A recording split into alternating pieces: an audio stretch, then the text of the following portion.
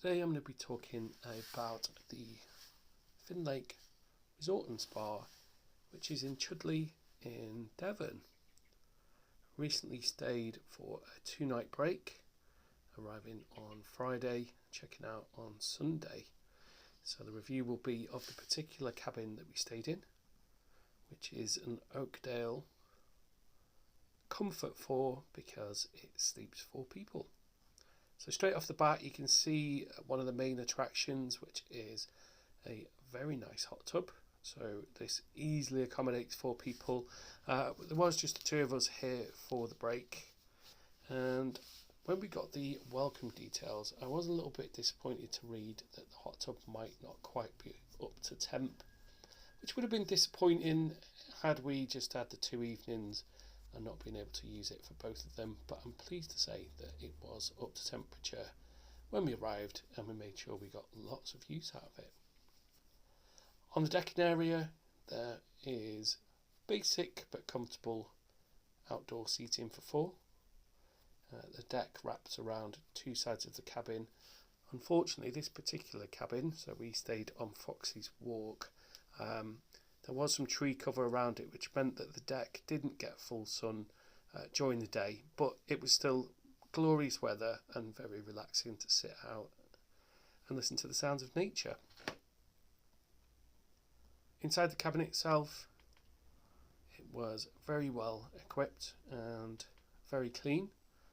I will talk about the positives and the negatives, and I'd preempt the negatives by saying that these really are kind of nitpicking things, but worth a mention. So the sofa itself, although spotlessly clean and clearly a very good sofa at one time in its life, unfortunately the springs had gone on quite a lot of the seating. So we were away for a relaxing weekend. We were here after the May bank holiday, and so a lot of time was spent outdoor, on the site itself, on the decking, so we didn't spend too much time on the sofa itself. We then got a kitchenette area, which includes a dining table, again to seat 4, and just behind it we've got our kind of utility spaces, so boiler and ironing board. Whilst we're looking at the boiler, I will just talk about the excellent service that we received, because when we arrived we found that the water pressure was below the minimum to get hot water, and so we put a call into the service desk, who assured us they'd raise an urgent ticket and that we could go off and enjoy our swim and come back to find it repaired. And as we were heading off down, lo and behold, we saw the buggy coming around, and yeah, that was literally within 5 minutes, so you can't say fairer than that. And the reason behind that, I would say, is that the kind of layout of the park is based around a lot of privately owned units that are managed by Ho Seasons. So although you make your booking through Ho Seasons, a lot of the cabins will have different layouts and different furnishings and whatnot because they are privately owned. Here we have the first of the 2 bathrooms, which does include a shower, and it can be accessed through 2 doors. So we've got the door from the living area and the door from the first of 2 bedrooms, which effectively makes it an ensuite. And as you can see, the single beds are a pretty decent size actually. I didn't sleep in them to be able to talk about comfort, and we have a TV in each of the bedrooms. The TVs in the bedrooms are not smart TVs, but the main TV in the living area is. We then have this little utility area with a washing machine, which would be really useful for longer breaks, and we got an iron and an ironing board. Essentially everything that you'd expect for a comfortable stay, be that for a weekend or a full week. That included bedding, it included everything else you'd expect: utensils, glassware, cutlery, cooking equipment, plates, as I say, everything. And there was a handy list on the door there so that you could see what it came equipped with. Cooker is a gas cooker, So if you're not familiar, do remember to press the igniter button. And we also had a dishwasher, microwave, and then back to the seating area to go to the other end of the cabin, where we had an electric fire, and above that was a pop-up TV display. So that's on a bracket. That little button next to the fire extinguisher there, that will raise up the TV to come out of the unit, which is a nice little touch there because it gives you a little bit of space, although I wouldn't recommend resting anything on that. The double bed itself, again, decent size, and it was comfortable. There's plenty of storage if you're having a longer stay, and you can see the hot tub just out there. And again, we have the bathroom with a fairly decent shower area, pedestal, sink. So along with all the bedding, we did get towels provided, and there was also a little welcome package that included a tea towel, some washing up materials, and some dishwasher tablets as well. Wi-Fi was free and was good quality in the cabin and on the site as a whole. And as you can see, the cabins, they're not immediately close to each other, so there is a bit of extra privacy around the hot tub areas via those slightly higher fences, fire fencing panels. Fox's Walk, where we stayed, was quite typical of the cabin type areas, which are done in a series of kind of small cul-de-sacs almost. And within those, particularly with our one, they had quite a nicely kept little seating area with a gazebo to sit in. And we found it really peaceful. So we'd stayed just after the bank holiday weekend, and that meant that the site was not really quiet, but a lot of the times we had the place or the facilities to ourselves. As I mentioned at the start of the review, the comments that I make about how things are located will be relevant to the cabin that I stayed in, not the site as a whole, but it is a fairly sizable site. So if you have got small children, you could probably expect a bit of a walk, depending on where you're located, to get to the central hub area, and that's via these kind of driveways. So they are lit up at night. The grounds themselves are really well kept, but you may find yourself, if you've got smaller children, that you might want to drive down to the hub area. The car park near it is quite sizable. We didn't have a problem parking there, but in the height of the summer season, or even the bank holiday before this, it might have been a little bit of a different story. But what I would say is, when you drive in to your cabin the first time, particularly if you're in Fox's Walk or further out, because you're going at a slow pace, so it's a 10 mile an hour on the site, and you can only follow the roads, it can seem a little bit more of a daunting distance than it actually translates to into a walk. So we were kind of ambling around. We're fairly mobile. We weren't rushing to get everywhere, and typically you're talking about a 5-10 minute walk to the hub area, which, as you can see, includes a restaurant, conference centre and health club. Health club being a swimming pool with a really well equipped gym above it. Through the gate here we have an outdoor pool. So we didn't go into the outdoor pool. I couldn't say if it's heated or not. And it did have a water slide. So there are 3 water slides in total. This one being for the younger children, I would expect. The swimming pool had 2 water slides, and to book your swimming sessions, you book those the day beforehand, and you can book an hour slot at a time. With your booking, you will get given a wristband that gives you access to a locker, so you don't need to take any cash. and you can just take a change of clothes.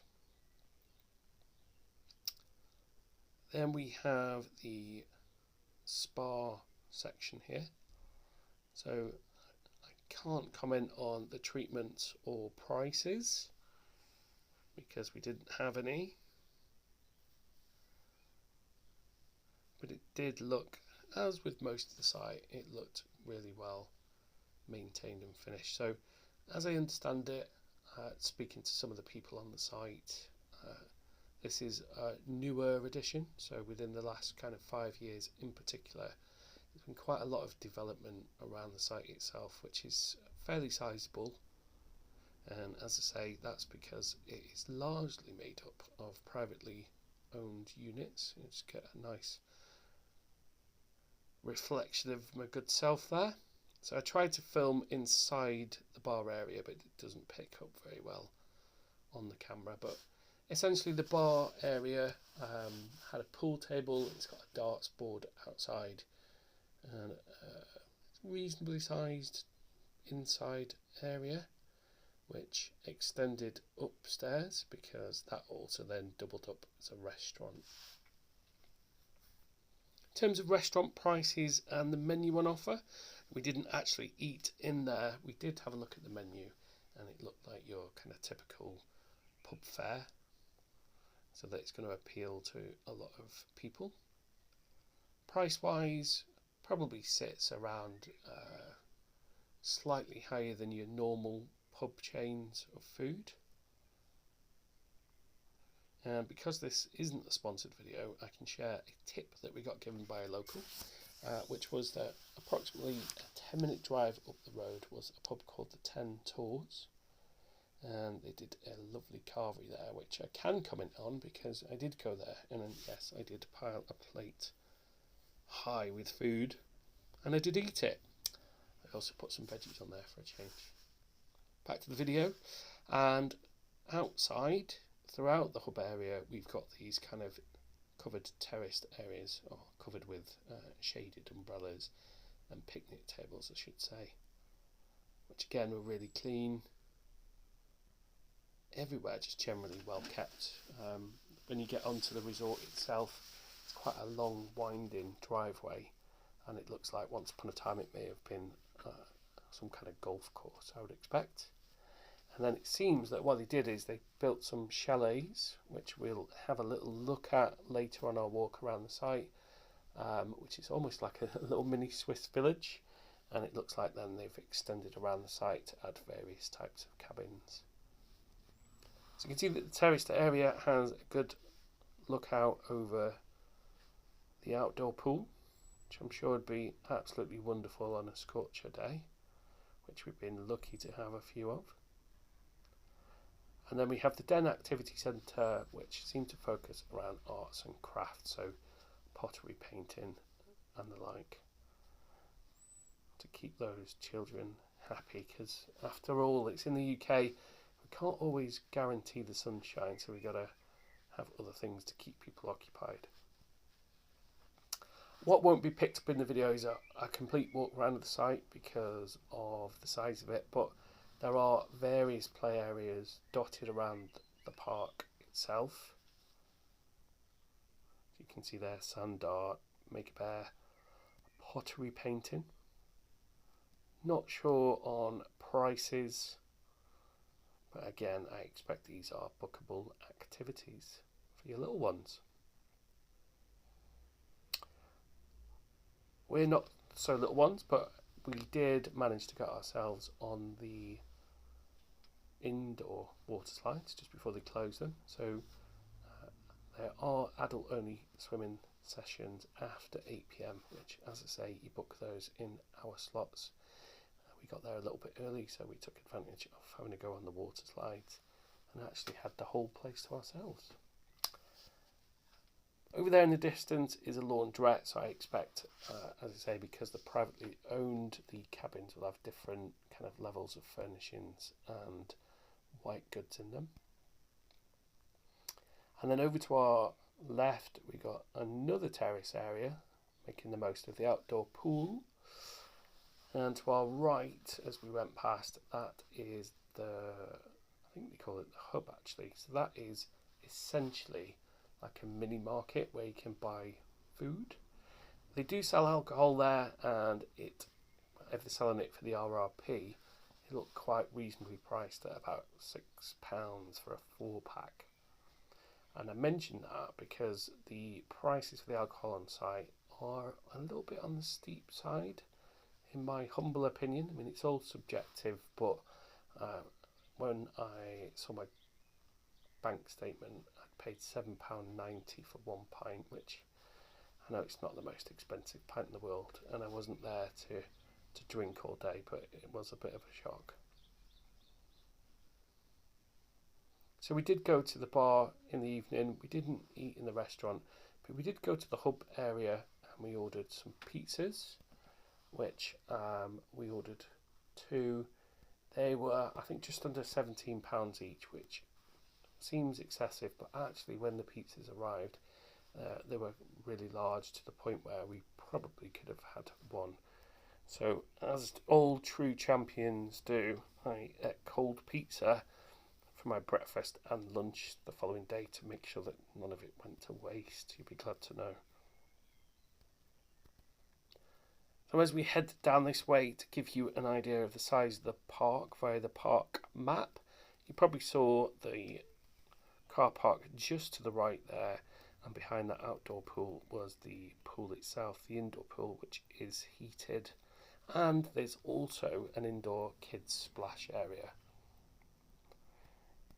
So my glamorous assistant is pointing to where we're located on the park itself, which gives you an idea of the size of the park.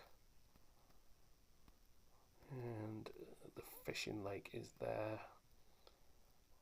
to the left of the picture, and that bit we're looking at now is the hub, so that gives you a sense of scale as to just how many cabins, chalets, etc. are actually dotted around the site, and a little bit of a key there to what is available.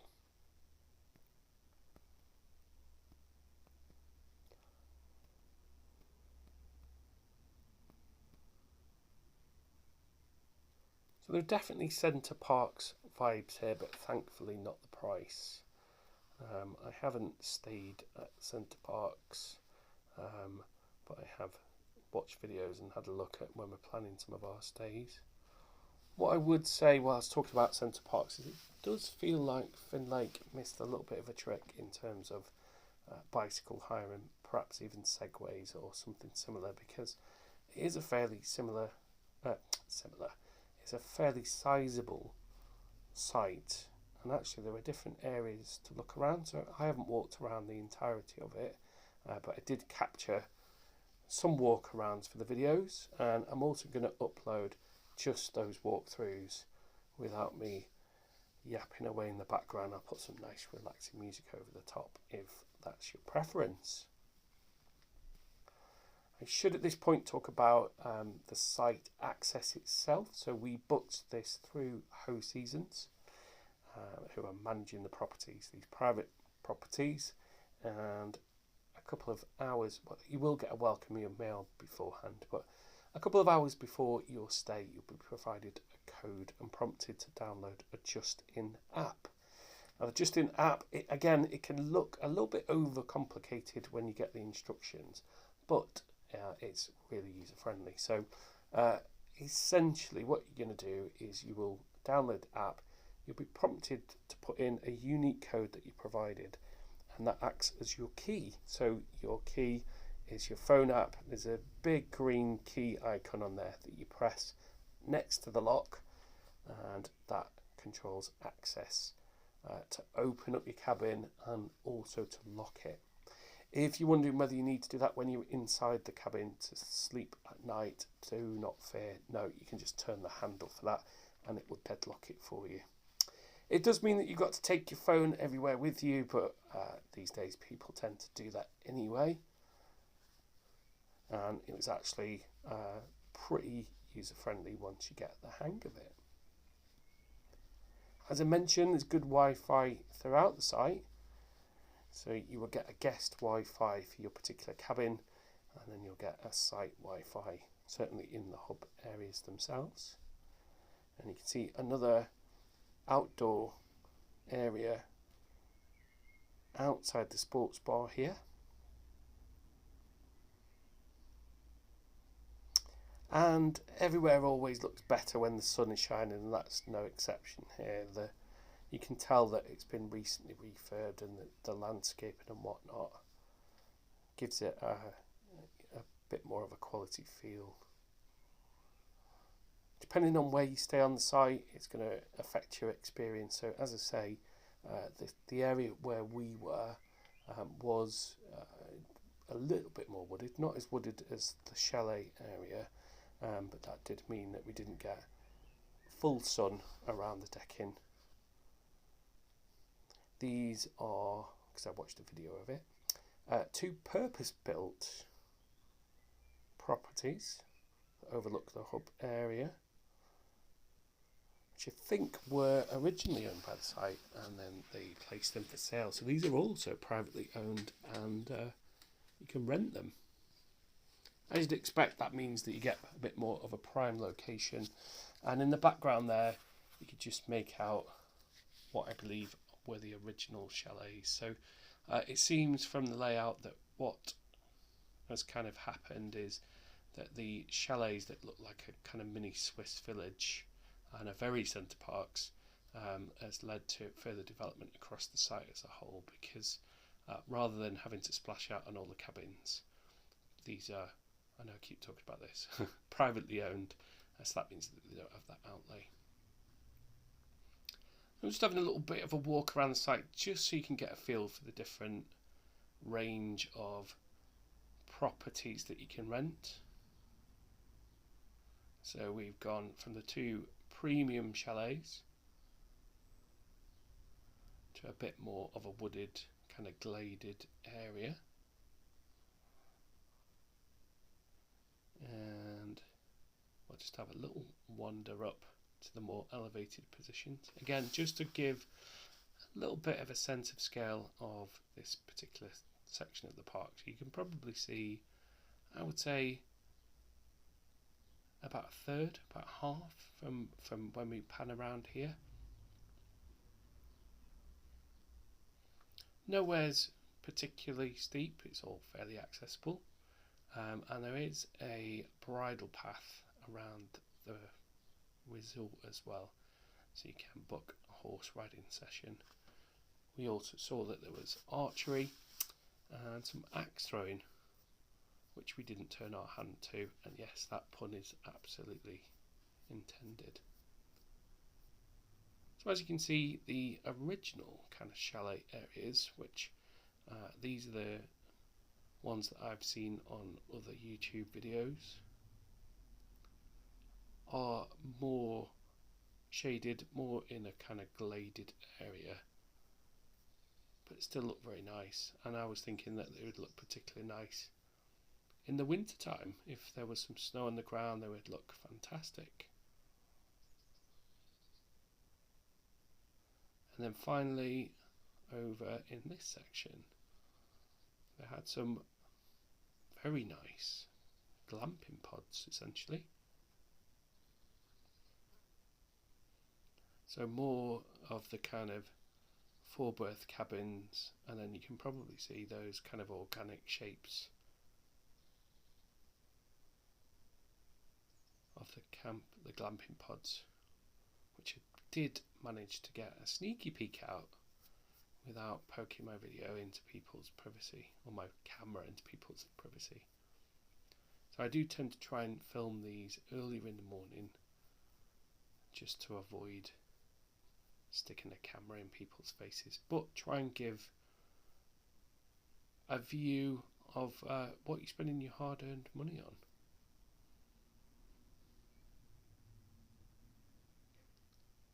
So as you'd expect, those particular ones are overlooking quite an elevated position, and they've got a nice balcony around another part of the site, which I will, as I say, put another video on, of just the walk arounds. There was a fishing lake where the kind of decking area poked right out onto it, which was really nice as well. give you a sneak peek of what the chalets look like. So they're typically this kind of construction of a pitched roof with a nice sized balcony, and yeah, very much gives the impression of the Swiss Alps. So as I said, it probably feel quite magical to have some snow on the ground here, although this the slopes around here were a little bit more challenging. So yeah, getting there and to the hub area might be a little bit more challenging. But the chalets as a whole, chalets and the cabins are all set up pretty much to be self-catering. So they should largely have everything that you need. So if you wanted to just hibernate and kind of escape the hustle bustle for a couple of days, this is absolutely the place to do it. And that feels like a good time to kind of sum up the stay in total. So was it as I expected? Yeah, I was pleasantly surprised. You're never quite sure what you're going to get when you're getting a cabin allotted to you almost. So although you were booking a cabin on the site, you're not necessarily booking a specific one where you can see the internal furnishings and whatnot. I don't know whether that's a possibility or not. We just liked the look of it. It was a bit of a kind of not quite spur of the moment getaway, but we just wanted a nice relaxing break. And for once, it wasn't centered around where the nearest beach was, because if you've watched any of the videos on the channel, you see that we like a nice beach. And a lot of these parks are located around those areas. So this site itself was only about 45 minutes away from where we live, which meant that we weren't eating up our break with travel time, and it's actually really easy to access. So we were on the M5 past Exeter, and the site itself is probably only 2-3 minutes off a pretty good A road. Booking experience, we didn't have any direct contact with the owners or much with host seasons. We got the access key, as I mentioned. We got some maintenance as we needed it, and I wouldn't say that was a negative, because you don't know how much the cabins are used. And if you've ever owned a hot tub, even one of the Lazy Spa ones, you know that they hold a lot of gallons of water, and that's expensive to heat. So I wouldn't have too many complaints about that, although as I did say also, I would be disappointed if I had booked a very short stay and couldn't use the hot tub. Overall, the pricing wasn't terrible. If you're planning on all day drinking and it's not on your cabin and you want to sit in the pub, it's probably going to be an expensive pastime for you. And as I should also say again, although this was May, it wasn't quite the high season, it wasn't the bank holiday, and so our experience was really tranquil because we didn't actually have any guests on either side of the cabin that we were staying in. There were people around the site. We found them to be, as a whole, general. They were giving us hints and tips, because a lot of people return here season after season, and they were all really friendly. And that extended to the staff as well. So we only really had interactions with the restaurant staff, very friendly pool guy that came to make sure that our hot tub had exactly the right balance of chemicals in it. And we'll finish this off with a look at those lovely glamping pods. So this really does take glamping to a whole new level, I think. So the usual ones are a pod, which essentially has a double bed and not an awful lot more. These are much more sizable, so you can see architecturally they're really impressive. You might not be able to see straight inside other than my very bright orange shorts. It didn't really pick up very well on the video. But there was a bedroom and an open plan living room with a smaller kitchenette. Some nice comfortable outdoor seating, and again a hot tub. Looking out across that elevate position with those huge sliding doors, again, would be wonderful.